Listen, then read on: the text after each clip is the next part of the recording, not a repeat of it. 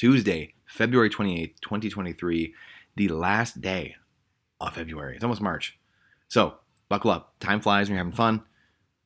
But time is also the only finite asset we have besides Bitcoin. Bitcoin is time, and time is Bitcoin. It's the only fair trade to make.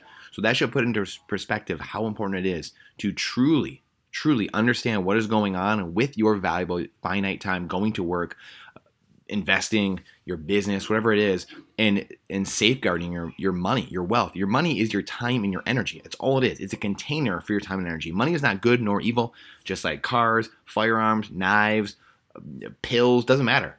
It's all a tool. It's how the person behind that uses it that makes it either good or evil. That's it. If there's one thing that I hope my children get out of my work, it's that rights come from above. They come from God, not government, and that money comes between people. It's created between value creating individuals trading and transferring wealth to each other. It does not come from government either.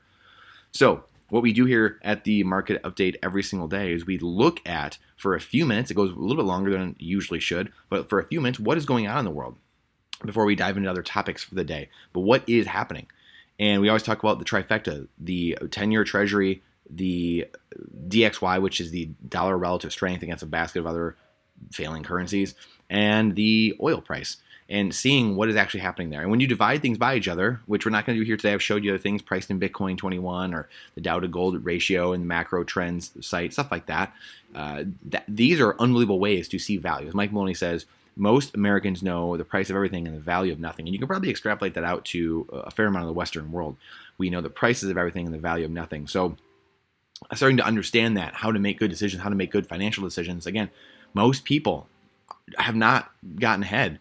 Think about this. The average person has $130,000 in their 401k right now. 401k has been around for 50 years. 50 years. The median is $33,000. 50 years. And that's all Americans have to show for their retirement. So they're going to retire and hopefully, a couple $100 a month in Social Security, something like that, $500 a month, $1,000 a month, which is a lot of stipulations on Social Security. It's also going bankrupt. And their 401k or a pension, that's failing as well. Read Kiyosaki and Ted Seidel's book, Who Stole My Pension? All these things are failing. All these, not endowments, but these entitlements and all these programs are completely failing. And Social Security, everyone, people will argue with me all the time. Social Security, that's not an entitlement.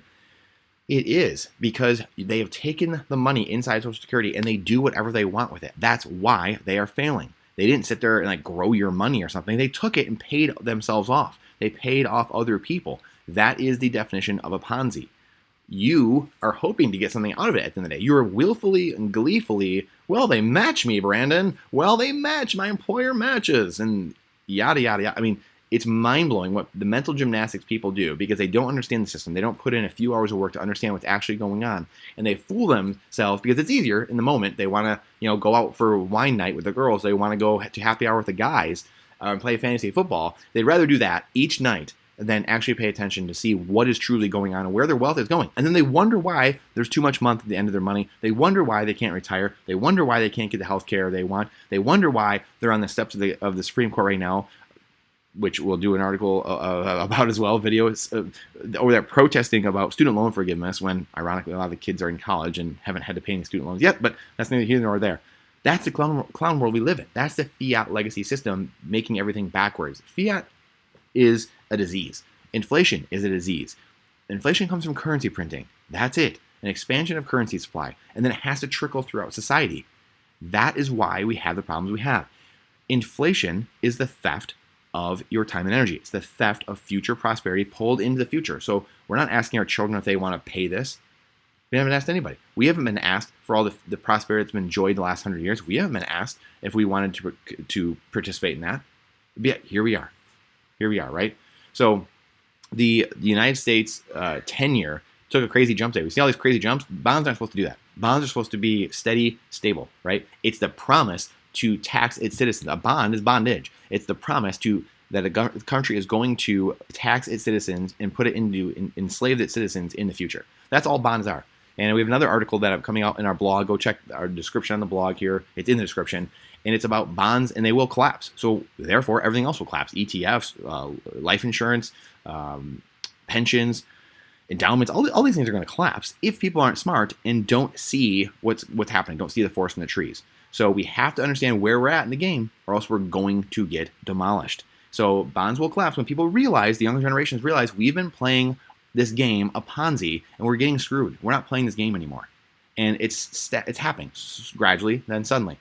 So we're going to go through this quick. My computer's going to die. I don't feel great today either. So we're going to get through this, go charge up the computer, and give you some more signal here. But the bond's kind of ripping all over the place, back down to 3.92. But again, 4 is a warning, big red flags. So we start going over 4, and you can see the market's trying to tame it. The central bank's trying to push liquidity in the system. Heads up. We got heads up time here. We got to be very, very careful as to what's going on. Bitcoin is at 23.8. 23.2. So not much movement there. Not much movement on everything else, to be quite honest. I don't know why my thing keeps going out, but it is what it is. We got to get through this. DXY is almost 105. So things getting sucked into the dollar. A lot of this stuff selling off, stocks, things like that, moving into the dollar, and treasuries selling off, right? So something to look at. Oil up just a bit. Gold and silver still kind of beaten down, up a little bit, but just beaten down over the last couple of days, last couple of weeks. So Bitcoin as well, like, again, somewhat steady here. Bitcoin is running. Make sure Bitcoin's running very quickly. Let's see if it's running. We'll check mempool.space to see if it's running. Beautiful thing is, we know Bitcoin is whack-a-mole. It is the Energizer Bunny. It cannot quit. And yes, beautiful. It is running. So that is wonderful to see. And a reminder at the end here, why are we doing this? What did we just touch on? Bonds and what's happening? Here we go. This $31.5 trillion in debt. This $500 billion is going to be $1 trillion soon. The interest on the debt, probably $1.5 trillion soon over the next few years. This is going to continue climbing. We are in absolute clown world. And here's the dollar against Bitcoin, getting absolutely worked over, absolutely punished over the last 10 years.